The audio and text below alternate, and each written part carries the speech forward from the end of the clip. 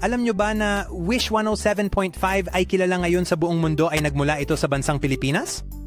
Simula nang ilunsad ito noong 2014, ito ay naging pangunahing brand ng musika na may mga proyekto tulad ng Wish Bus at Wish Music Awards.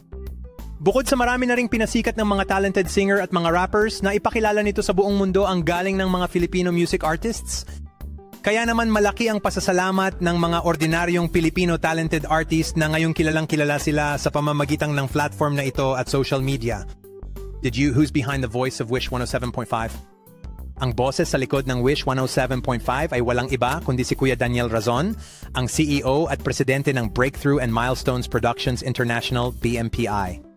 Siya ay hindi lamang ang boses kundi pati na rin ang mastermind sa likod ng mga makabagong konsepto tulad ng Wish Bus at Wish Music Awards.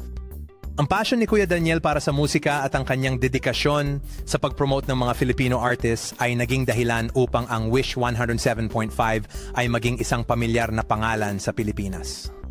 Dahil dito, ang Wish 107.5 ay naging tulay para sa mga artist upang maipakita ang kanilang talento sa mas malawak na audience. Ang mga artist na dati ay mahirap makapasok sa mainstream ngayon ay may pagkakataon ng ipamalas ang kanilang galing. Ito ay isang malaking pagbabago na nagbigay inspirasyon sa mga bagong henerasyong musikero sa Pilipinas. Sa pamamagitan ng Wish 107.5, ang mga pangarap ng maraming artist ay nagiging katotohanan at patuloy na umuunlad ang industriya ng musika sa bansa.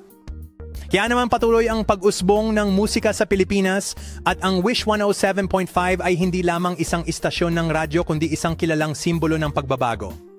Yang kanilang mga kwento at mga awitin ay nagbibigay inspirasyon sa mga tao at ang Wish 107.5 ang nagsilbing platform upang ito ay maipahayag.